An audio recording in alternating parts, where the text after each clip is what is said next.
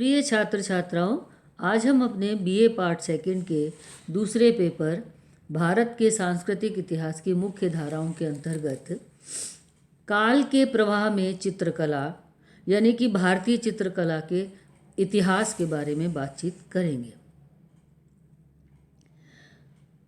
चित्रण की प्रवृत्ति मानव में प्राचीन काल से चली आ रही है और भारतीय चित्रकला का इतिहास भी बहुत पुराना रहा है।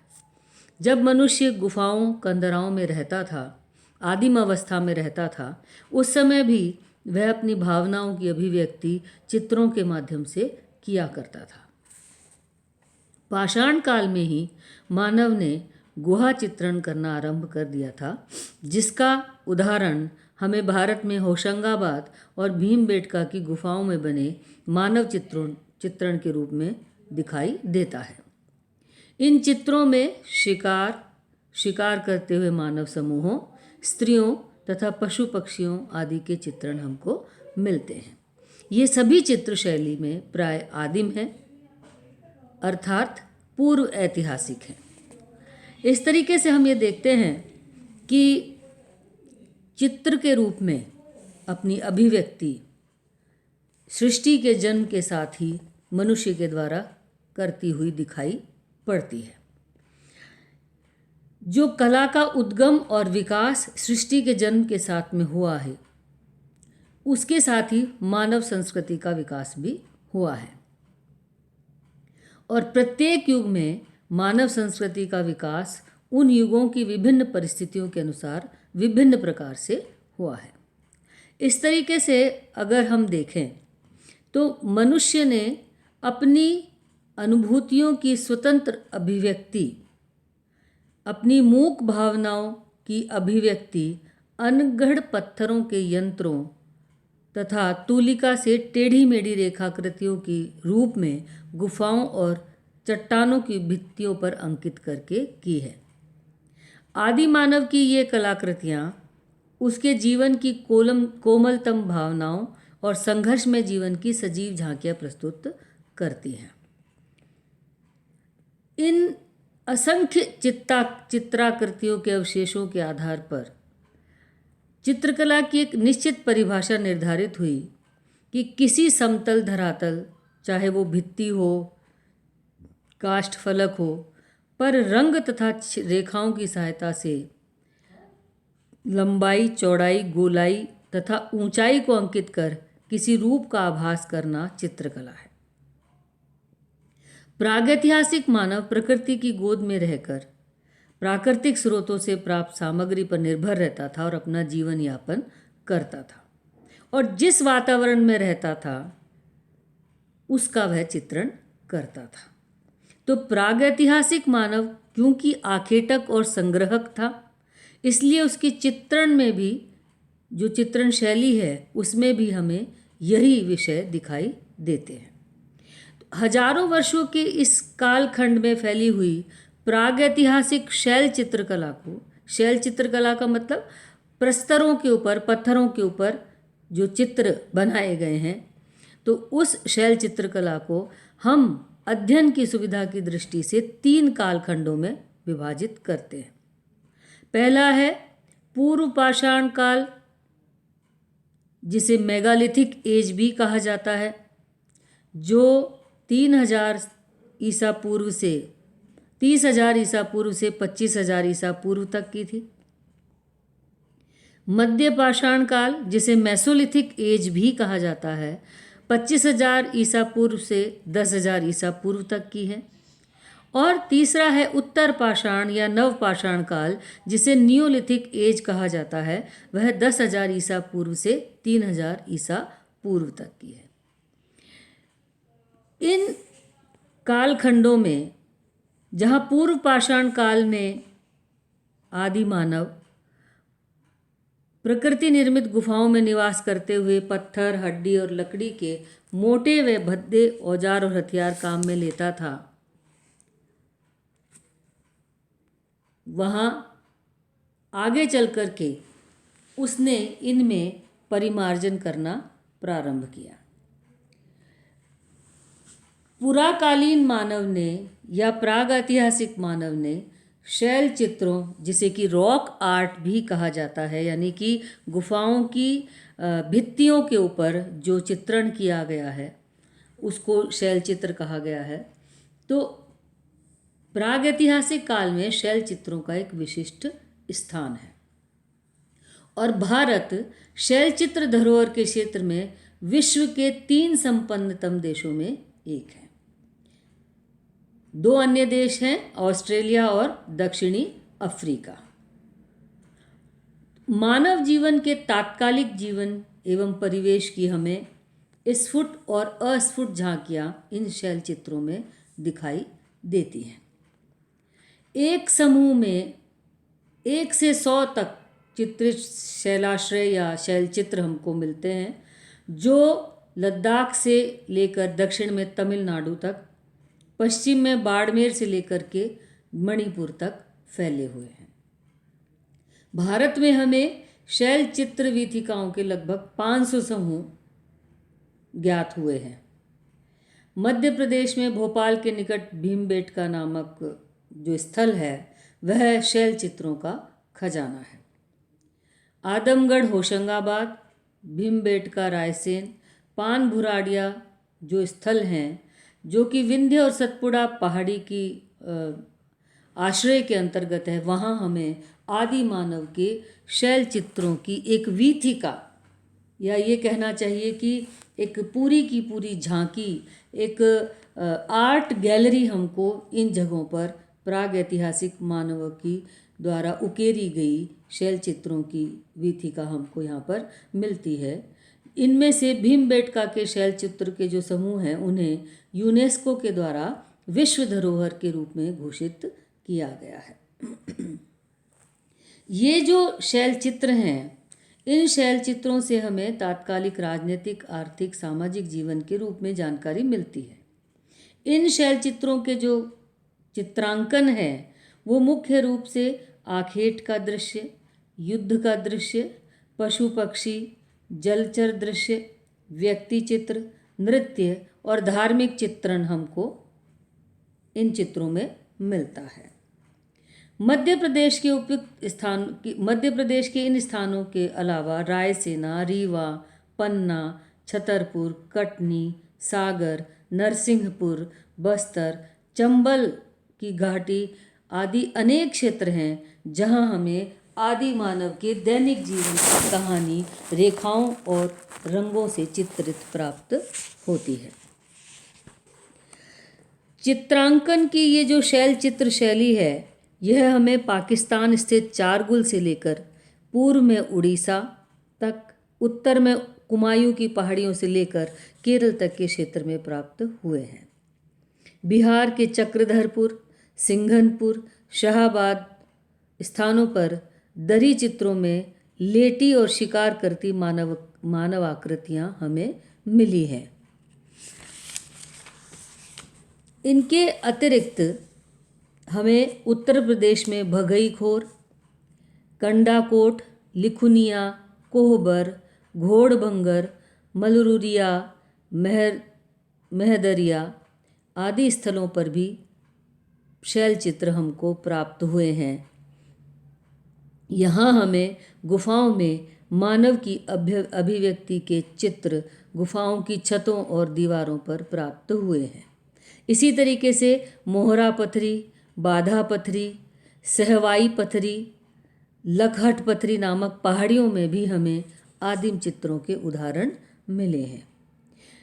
मिर्ज़ापुर के निकट आलनिया नदी घाटी में भी हमें शैल चित्र मिले हैं। विंध्याचल पर्वत की कैमूर पर्वत श्रृंखलाओं के अंदर सोन नदी घाटी में 100 से अधिक चित्रित गुफाएं और शैलाश्रय हमको प्राप्त हुए हैं। दक्षिण भारत की ग्रेनाइट चट्टानों में भी हमें शैल चित्र प्राप्त हुए हैं। रायचूर, कुप्पगुल्लू, वसनवगुड़ी जैसी जगहों पर हमें बहुत ही सुंदर और भव्य शैल चित्र और कर्षण चित्र प्राप्त हुए हैं। इसके बाद इस नंबर आता है अजंता के भित्ति चित्रों का। जिस समय भित्ति चित्रकला अपने चरमोत्कर्ष पर पहुंच चुकी थी। हालांकि इसके बाद भित्ति चित्रकला का पतन आरंभ हुआ। कला की दृष्टि में अजंता की चित्रकला सबसे अधिक महत्व रखती है। इस चित्रकला को सामने लाने का श्रेय उस सैन्य टुकड़ी को जाता है जिसने अनायास ही 1819 में इस गुफा की जानकारी प्राप्त की। इन गुफाओं की देखभाल 1920-21 से पूर्व प्रारंभ नहीं हो सकी। फर्ग्यूसन के द्वारा इन गुफाओं का दुनिया से साक्षात्कार कराया गया।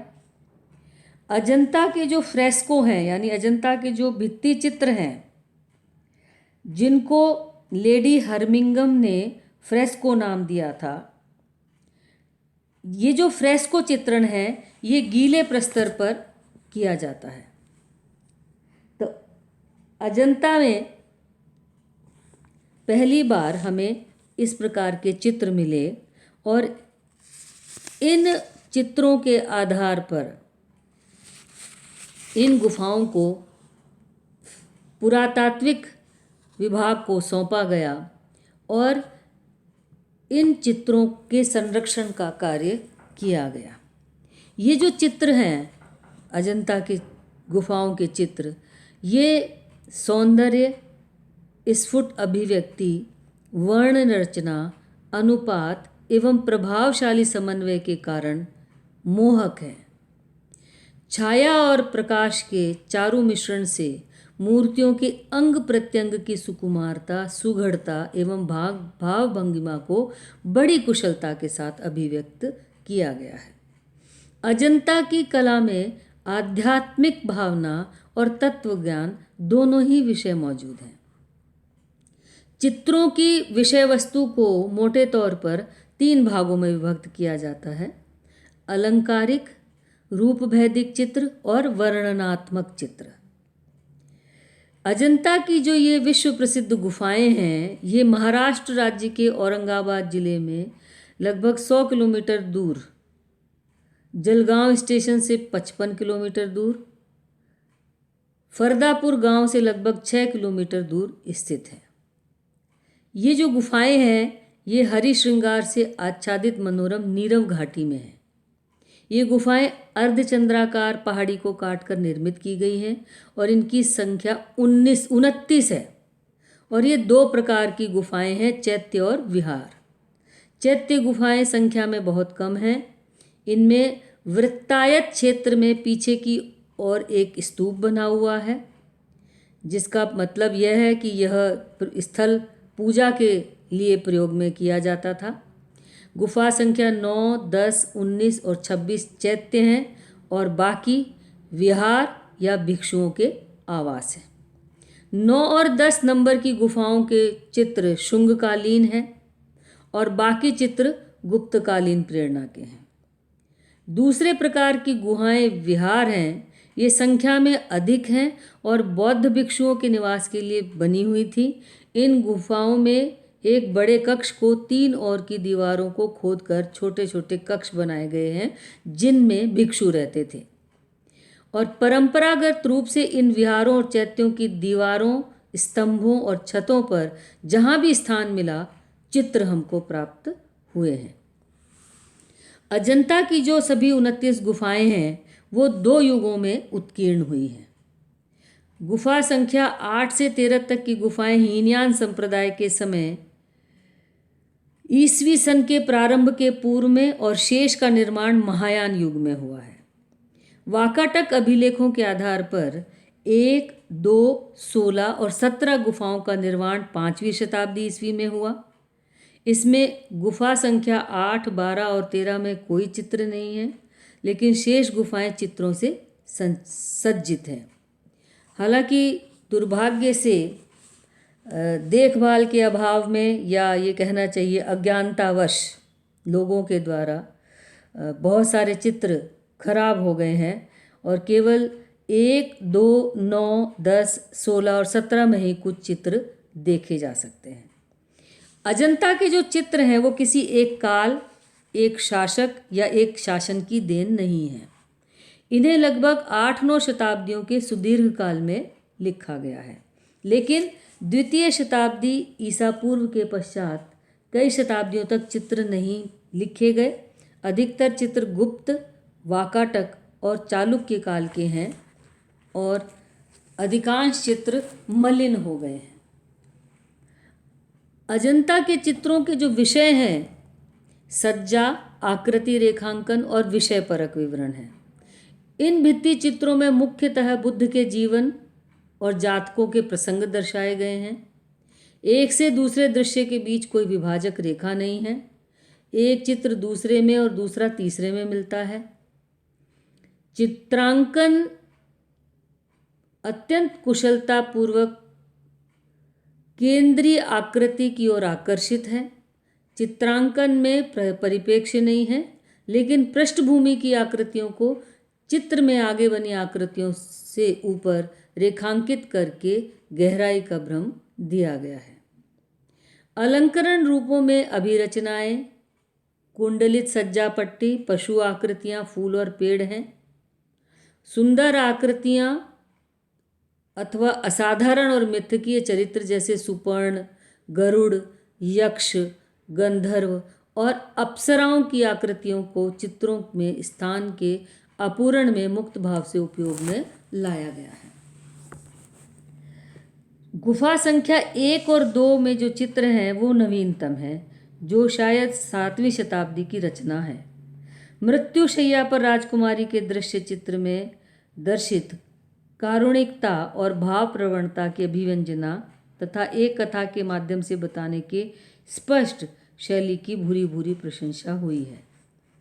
जो अजंता की चित्रण विधि है वो पहले दीवारों को समतल किया गया है, उस पर पत्थर के चूर्ण, गोबर, तुष, मिट्टी को मिलाकर एक प्लस्तर बनाया गया है और दीवार की जब खुरदरी सतह ने उसे पकड़ लिया तो सतह को पुनः चिकना करके इस पर इसी माध्यम का लेप किया गया है।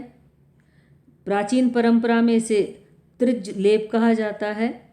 और ये जो सतह तैयार हुई उसके बाद उस पर चूने का लेप किया गया और फिर चित्र लिखने के लिए सबसे पहले काजल या गेरू से उसकी रूपरेखा बनाई गई और उसके बाद चित्रों में रंग भरकर उन्हें स्पष्ट रेखाएं प्रदान की गईं। चित्रों में मुख्यतः 5 रंगों का प्रयोग किया गया है: लाल, पीला, काला, हरा और नीला।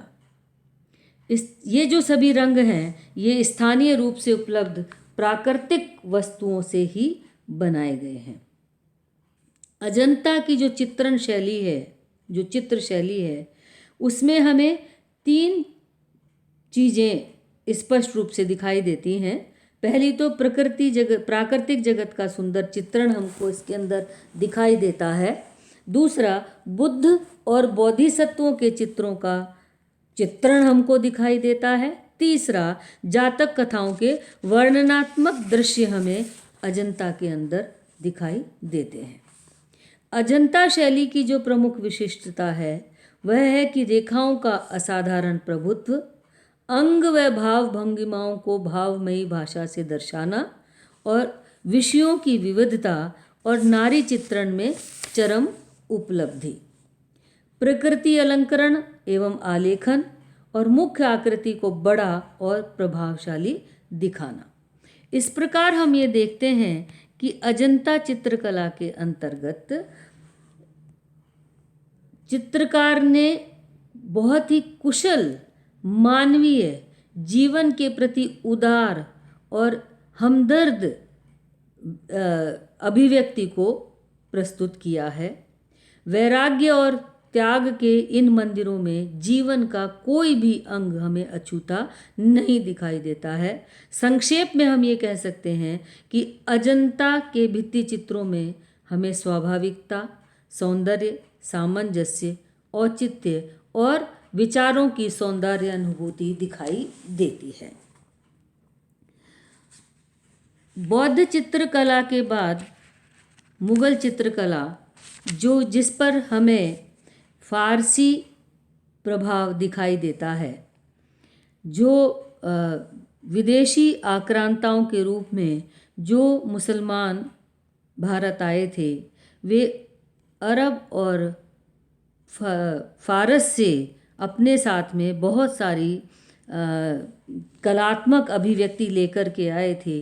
तो भारत में भारतीय शैली के साथ उसका जो अभूतपूर्व मिश्रण हुआ, उस मिश्रण के रूप में हमें मुगल कालीन या मध्यकालीन चित्र दिखाई देते हैं, जिनमें हमें लघु चित्र मुगल शैली की जो या मध्यकालीन शैली की जो विशिष्टता यह थी कि इसमें फूलों, पत्तों और पौधों का चित्रण हुआ है और वस्त्रों पर चित्रकारी हमको दिखाई देती है और लघु चित्र हमको प्राप्त हुए हैं इस काल के।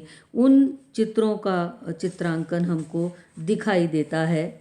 इस समय के जो प्रमुख चित्रकार थे, दसवंत, बसावन, केशव, सांवलदास, जगन्नाथ, ताराचंद, लाल, मुकुट, मिश्किन, फारूक, मुकुंद, माधु, जगन, महेश, खेमकरण, तारा, हरिवंश और राम, ये सब कलाकार ग्वालियर, गुजरात, लाहौर और कश्मीर तथा मालवा, राजस्थान, पूर्वी उत्तर प्रदेश में हमको मिले हैं, जिन्होंने चित्रकला के क्षेत्र में अभूतपूर्व योगदान मध्यकाल में दिया है। चित्रकला के क्षेत्र में जहांगीर का काल चित्रकला का स्वर्ण युग माना जाता है। इस काल में हमें चित्रकला के अंदर मनोरम दृश्य और पशु पक्षियों के चित्रण, हिमालय माहोक, नरूमीरा जो चित्र हैं, इनके अंदर हमें न केवल परिशुद्ध बल्कि रंग की नाजुक समझ और बारीक ब्रश के कार्य दिखाई देते हैं। जहांगीर के समय में जो एक चित्रणशाला आगरा में थी, उसने एक तरीके से चित्रकला में एक क्रांति ला दी थी। जो जहांगीर के काल हैं, उस समय हमें पोर्ट्रेट या छवि चित्रण और हाशिया चित्रण की परंपरा दिखाई देती है। चौड़े हाशिए में फूल, पत्तियां, पेड़ पौधे व मानव आकृतियों का भव्य रूप का अलंकरण हमें जहांगीर के काल में दिखाई देता है।